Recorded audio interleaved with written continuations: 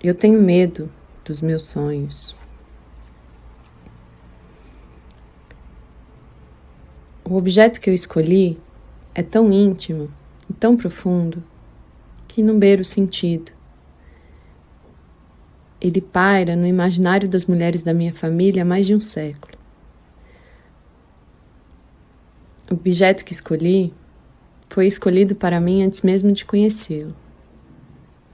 Ele é testemunho de uma história familiar e ele veio para as minhas mãos quando a minha avó morreu em 2019. Era o meu destino. Eu precisava quebrar a maldição, mas é claro, isso não foi dito.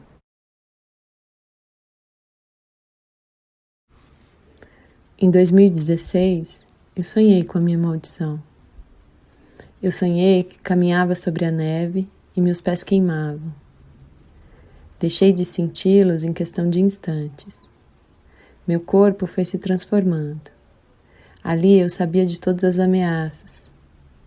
Fui ao encontro naquele sonho do meu destino, o urso. Coloquei-me sobre um tronco cortado de um eucalipto. Bati os pés na madeira e tremi. Respiro o ar frio e reparo na fumaça de vida que sai pela minha boca. Ali irei morrer. Fui atravessada pelo vento que ressoava na minha voz. Era eu, o frio, os ecos e o nada. Restou-me deixar-me cantar para a lua. Sabia que estava chamando o urso, que eu deveria viver aquilo. Ali eu soube que seria sacrificada. Era a maldição da minha família. Estava completamente só e senti o delírio do frio e do medo. Meu corpo foi movido pelo vento lento. O frio atravessava minha pele e vibrava nos meus ossos. Doía. Cada parte do meu corpo doía. E eu propus um movimentar deslocando meu osso da minha pele para sentir um breve atrito de calor. Ali eu resisti, naquele pequeno instante de calor, naquela dança do vento lento. O urso se aproxima. Ele está calmo, em meio a um olhar em pausa e soberbo. Não tiro meus olhos dos olhos dele. Passam-se os séculos, os tempos, as estrelas, e meu olhar fica ali, no meu fim. O urso, com uma unha, apenas uma de suas unhas, começa a rasgar a minha pele da cabeça e vai descendo. A ferida dói, mas é uma dor suportável. Sinto o sangue escorrer pelo meu corpo nu. Quando sua unha chega ao meu externo, ele para, volta seu olhar para mim. É uma pausa do fim. Com sua outra unha, rasga minha vagina por dentro, na minha carne. Vai ao sentido do coração. Eu continuo imóvel e sangro. Quando chega ao coração, enfia sua pata e o puxa bruscamente. Meu coração pulsa em suas mãos e está sendo tirado de mim. Eu grito desesperadamente. Estou morta.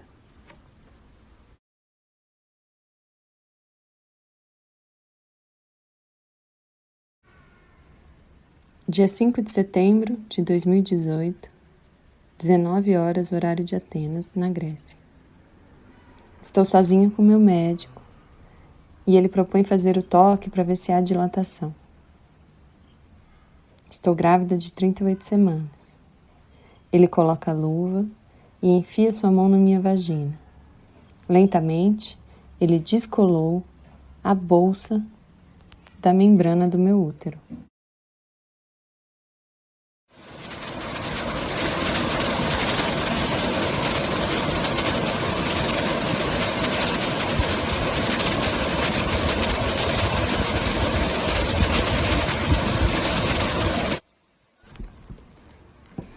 A minha tataravó era espanhola de origem românica. Ela casou-se com um Gade e ele quis vir para o Brasil contra a sua vontade. Ela passou o resto da vida querendo voltar para a Espanha. Juntou dinheiro num baú por anos. Quando finalmente ficou viúva, ela foi até o baú e o encontrou vazio, com ratos. Eles haviam comido todo o dinheiro.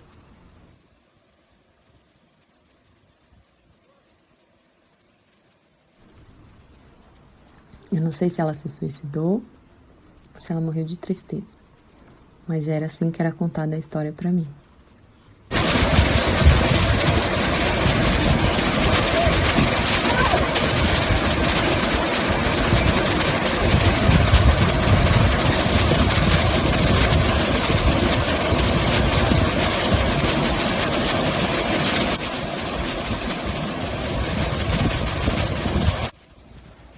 Sua mão saiu cheia de sangue. Eu logo pensei, ele fez alguma coisa. Saí da maca e senti muita dor. Peguei um táxi e entrei em contato com a parteira. Eu não estava em trabalho de parto, mas eu tinha sido agredida. Ela me disse para entrar na banheira e ficar lá. Se eu resistisse à dor daquele momento, eu teria o parto como eu queria. E assim eu fiquei. A noite inteira, brava, xingando, resistindo na dor.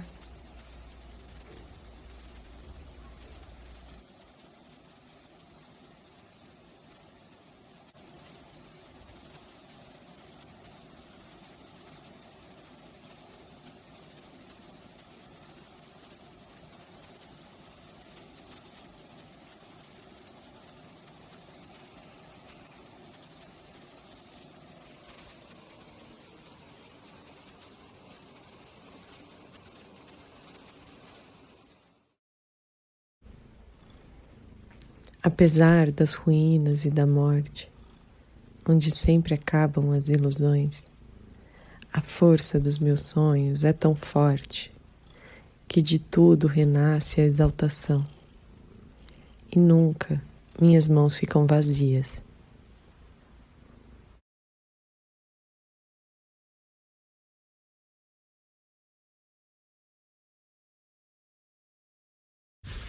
Deito sobre o chão e escuto as raízes. Peço licença, mas vamos morrer. No cerrado, pelo fogo, a natureza renasce. Minhas mãos estão quentes, meu corpo vibra em calor.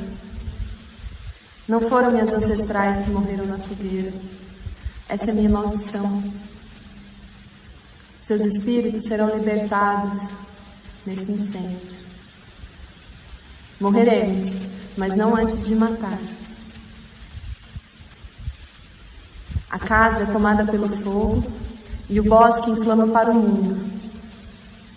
Supliciada, fazendo sinais sobre a minha fogueira, eu o observo ardendo em chamas.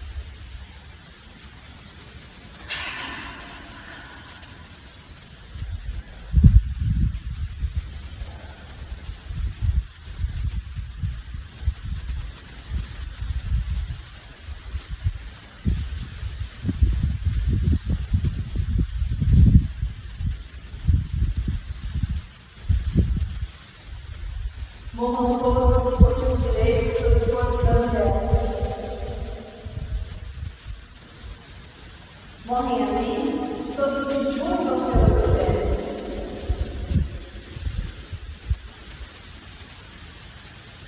Morrem todos os que não aceitam a rejeição, todos os misóginos. Morrem ali, todos que invalidam mulheres, todos que arretaliam, todos os seus assassinos. Morrem as mães desses homens, morrem todas as amigas, irmãs, mulheres que privilegiam falas masculinas, se curvam aos seus discursos e atacam outras mulheres. Morrem ali, morrem todos.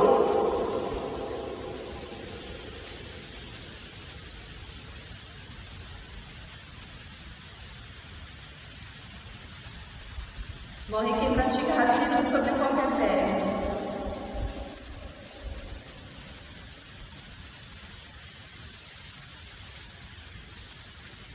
Morre quem usa Deus para justificar qualquer direito sobre o corpo da mulher. Morre quem interrompe, quem silencia, quem faz uma mulher que desculpa por discordar. Morre ali.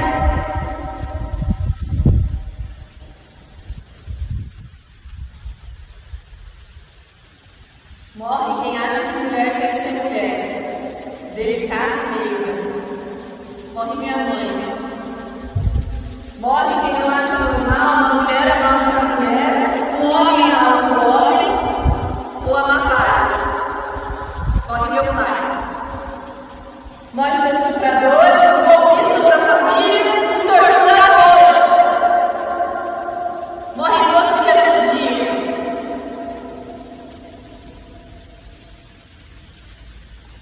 Morrem as mulheres que se aliam a um genocida.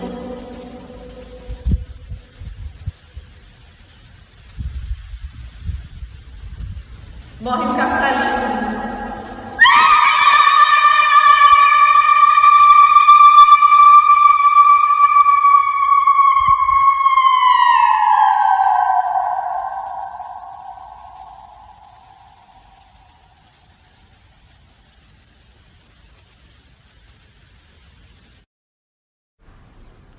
Eu não tenho mais medo dos meus sonhos.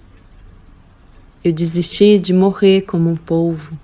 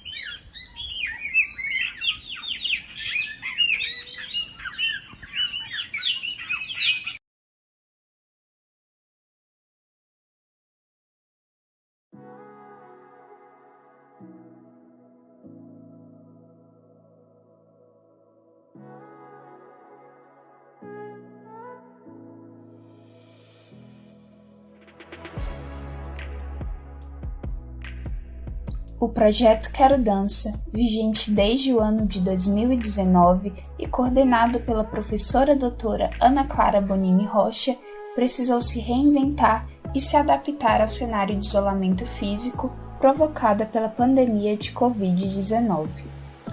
Dando continuidade ao compromisso de levar arte à comunidade, produziu em 2020 o Intermídia Videodança Confinadas. A arte é refúgio para mentes cansadas, sobrecarregadas e tristes, principalmente em tempos de pandemia. O processo de produção do Intermídia despertou emoções e conectou pessoas em tempos de incerteza. Mas afinal, o que é videodança?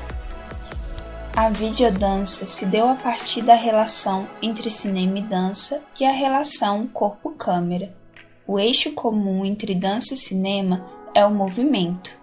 Trata-se de uma história que se cruza com a própria evolução do cinema. A representação da dança no cinema se dá no próprio surgimento dele, por volta de 1894, filmado por Thomas Edison. Annabelle Butterfly Dance é o primeiro filme colorido da história do cinema. Ele utiliza movimentos criados originalmente por Loie Fuller, inventora do Serpentine Dance, que utiliza o corpo aliado à luz, velocidade e cor. Ela é pioneira na arte tecnológica e transdisciplinariedade, ao introduzir novas tecnologias para a cena, convergindo arte cênica e ciência física, dá o tom para uma arte híbrida. Uma figura importante para a história da videodança é Busby Berkeley, diretor e coreógrafo norte-americano da Broadway, que realizou musicais utilizando movimentos de câmera inovadores em cenários grandiosos, revolucionando o tratamento das filmagens em dança. Ele utiliza a exploração de diversos ângulos, enquadramentos e movimentos de câmera, e faz uso de truques em que parece não haver limites entre câmera, corpo e espaço. Outro grande nome é o bailarino e coreógrafo norte-americano Fred Astaire, que trabalhou com solos e duos ao invés de coros e exerceu influência na relação dança e cinema. Em Núpcias Reais, ele experimentou o dançar o impossível, expressão usada por Lisa Krauss para designar o que raramente é possível ser visto no palco. Coreógrafos, cineastas e artistas de mídia trabalhando com cinema e vídeo para desafiar a gravidade, criar mundos imaginários, multiplicar bailarinos, criar grafismos, acelerar e ralantear os movimentos, utilizando as técnicas do cinema na sua dança e narrativa do filme. Maya Deren realizou uma trajetória no cinema experimental em direção ao que hoje entendemos como videodança. Ela é considerada pioneira na interação da dança com o cinema. Nas obras de Deren, há aspectos híbridos das artes. Seus filmes integram poesia, teatro, dança, artes visuais, filosofia e antropologia. Este filme apresenta batida propositalmente sincronizada ao movimento e aos cortes, com narrativa em espiral. Neste outro, ela explora as possibilidades de montagem por meio das nuances entre velocidades da imagem, especializando a progressão dos gestos, câmera lenta, close-up, contrapostos a planos abertos e diferentes espaços. Utiliza também a relação corpo, câmera, gestualidade e repetição. Por volta de 1946, o crítico de cinema John Martin atribuiu o termo coreocinema para designar a forma como Maya Deren realizava seus filmes. Ela, a videodança, não existe como apresentação ao vivo e tampouco pode ser caracterizada como um registro de uma performance. Sua autonomia passa a valer quando os processos de captação e edição da imagem tornam-se integrantes da obra artística. É a diferença entre o filme de dança e a videodança, quando esta passa a trabalhar com valores inerentes à própria mídia e a incorporá-las no processo artístico. O que interessa primordialmente é que a câmera dance com o bailarino e que o bailarino se coloque no espaço e no tempo da câmera, no olhar da câmera. Quando a dança é captada pelo olho da imagem, ela ganha uma outra existência. Na realidade, este jogo adaptativo permite o florescimento de novas práticas para a dança e a modificação do corpo. As primeiras experiências com videodança ocorreram na década de 1970 e são atribuídas ao norte-americano Merce Cunningham com a obra West Bass e à brasileira Ana Lívia Cordeiro com a obra M3X3. Desde essa época, eventos e festivais proliferaram pelo mundo, incentivando a produção de videodanças e promovendo sua difusão. Cunningham desenvolveu experimentações com a tela. A câmera se movia ao redor e entre os bailarinos em diferentes velocidades. Os movimentos de câmera são coreografados tão precisamente quanto os dos dançarinos. Ele criou também o Lifeforms. No Brasil, Ana Lívia Cordeiro é apontada como precursora da videodança, com danças exclusivamente para a câmera, sem passar por palco nenhum. Ela planejava no computador a atuação dos bailarinos e da equipe da TV, e sua obra inaugural, M3X3, é considerada também a mais antiga obra de videoarte do país.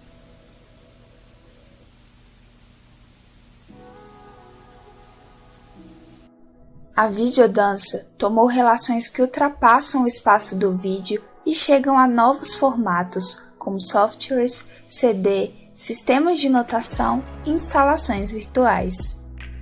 Neste exemplo de software, a dança, a computação gráfica e a composição são feitas via computador.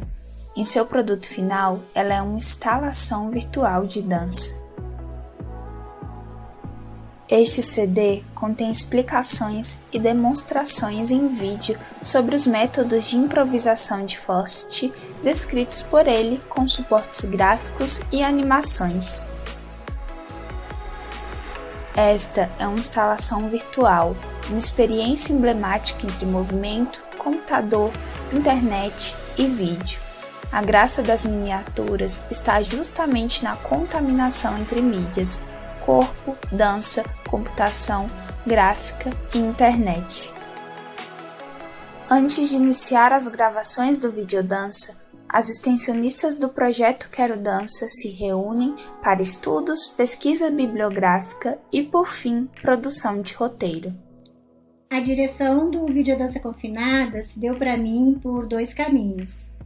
O primeiro caminho de orientação acadêmica, visto que é um projeto da Universidade de Brasília, e o outro caminho de direção artística, uma vez que eu sou artista, sou bailarina, já dancei profissionalmente em companhia de dança clássica, moderna e salão.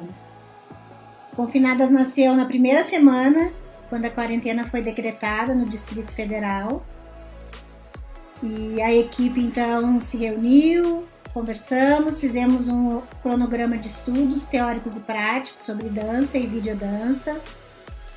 Esses encontros passaram a ser semanais para a criação do roteiro, onde nasceu a temática das emoções e sentimentos. Refletimos sobre isso nas passagens do livro de Humberto Maturana, Emoções e Linguagem. Percebemos que cada uma das emoções que eram unânimes entre nós, ou seja, compartilhadas por todas nós, estava gerando diferentes tipos de sentimentos para cada uma de nós.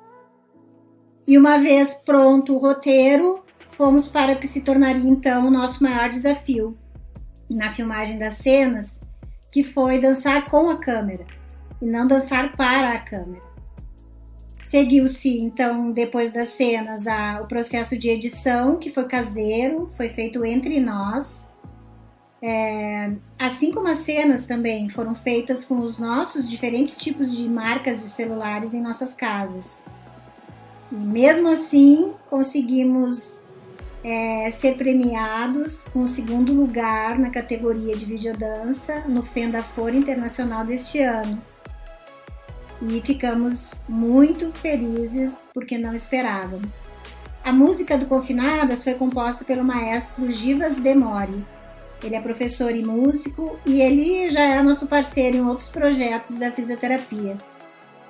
Ele vai falar um pouco desse processo de cenas e música, da utilização do metrônomo e da sua colaboração como diretor artístico.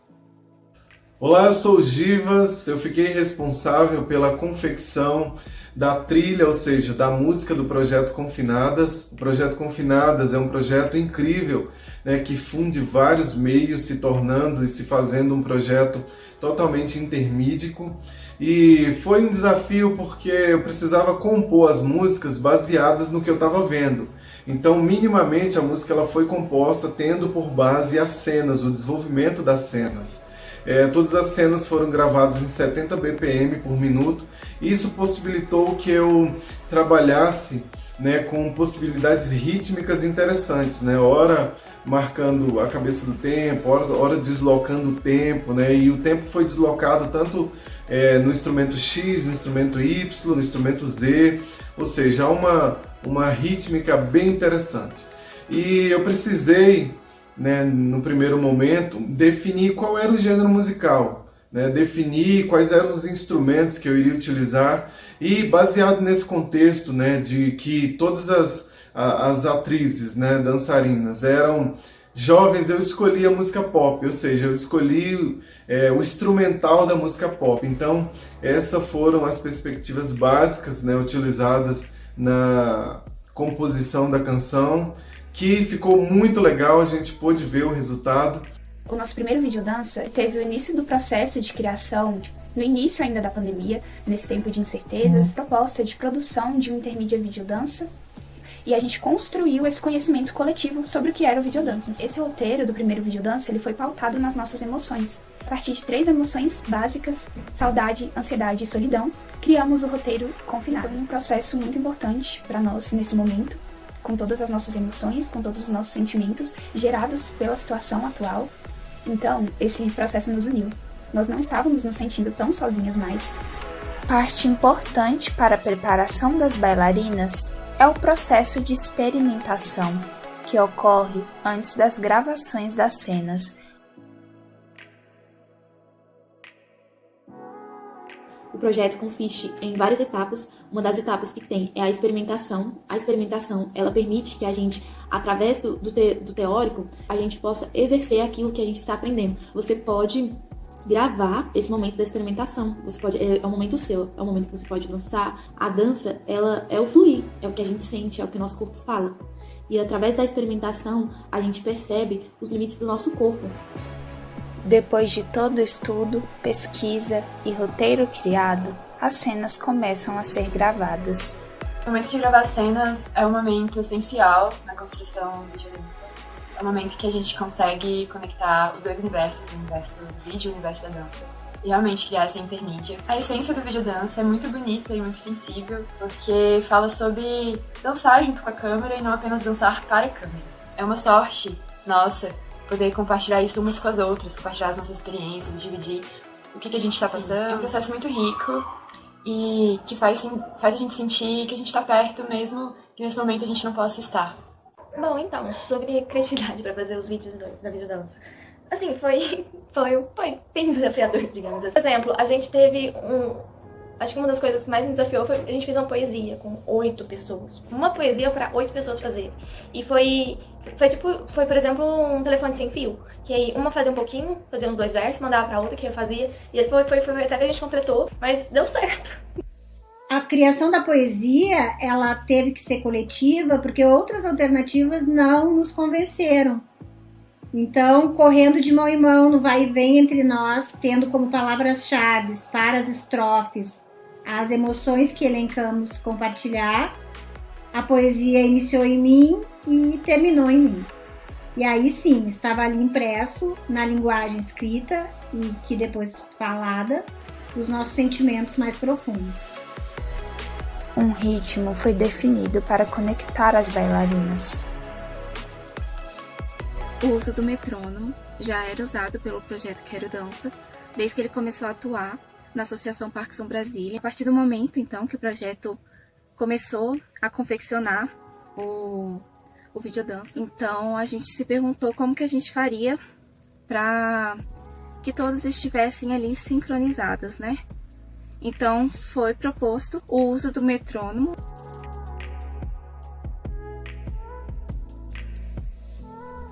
E não podemos esquecer do aspecto híbrido que caracteriza a videodança, essa integração de diferentes tipos de arte que esteve presente em todos os processos de criação. O Confinadas, ele veio pra aquecer o nosso coração, sabe? Mostrar que a gente não tava sozinha. Muito legal, sabe? Essa construção, e foi um lugar de muito aprendizado. Edição, transformação, a interação, corpo, câmera, movimento, onde não há limites. Bom, para você fazer uma videodança, você precisa de artistas, você precisa de câmeras, você precisa de música, de movimento, de corpos, de alma. A edição de vídeo tem uma importância muito bonita de dar coerência a tudo aquilo que foi feito antes, tudo aquilo que foi pensado, tudo aquilo que foi idealizado. Então, a edição conseguiu colocar aquele movimento feito por aquela pessoa naquele certo trechinho da música que combinava perfeitamente. E isso é muito poderoso, porque se você for parar para pensar, são almas diferentes que fizeram artes diferentes se conectando através da edição. E ficou lindo, ficou cheio de alma, cheio de sentimento. O videodança representou um momento de fuga, de sair daquela rotina, entre aspas, né? Daquela rotina tão diferente, mas que ao mesmo tempo tão cansativa, tão pesada, de vários sentimentos em cima de nós, poderíamos sair por 10 minutos desse momento e ir para um contexto totalmente diferente, de expressão, de colocar nos movimentos tudo aquilo que estávamos sentindo e pensando. Então foi um momento importante, foi um projeto importante para que todo tudo que estava acontecendo ficasse um pouco mais leve. Falando um pouquinho sobre a experiência de estar no projeto Quero Dança, quero dizer que pessoalmente tem sido um desafio, mas ao mesmo tempo uma experiência muito divertida. Esse projeto se propõe que o aluno possa se expressar por meio do movimento, por meio da dança. Um ambiente de compartilhamento realmente, para a gente aprender um pouquinho sobre o que a dança se propõe e tentar aplicar isso de forma prática por meio de vídeos, experimentações. Então era muito gostoso você se propor, se desafiar a uma coisa nova e depois poder compartilhar como que foi essa experiência com seus colegas e aprender com as experiências dela. Então tem sido um projeto muito legal, principalmente nesse momento de pandemia, em que a gente vê a necessidade da arte para o ser humano se manter saudável mentalmente, né? Mas o que será que aprendemos com videodança? Será que são apenas movimentos e coreografias? Se pensava isso, aí que se engana. Nós aprendemos muito mais que isso. Nós aprendemos a sermos nós mesmos, a sentirmos, a transmitir ao outro o que sentimos. Nós aprendemos a nos redescobrir e recriar, a ser empático, a deixar todo sentimento vir à tona e demonstrar da forma mais pura que existe. Nós aprendemos a ser humanos. Atualmente estamos trabalhando em um segundo videodança, vai chamar Tempo, e agora tem um roteiro um pouco diferente. Seguimos o mesmo método, mas estamos com um roteiro diferente porque está expressando um outro momento de nossas vidas. O grupo amadureceu, o sentimento é que envelhecemos e tempo vem aí. Hoje contando com uma estudante que é esperta em edição de vídeos, selecionada por edital. E eu só tenho a agradecer ao meu grupo por tudo isso.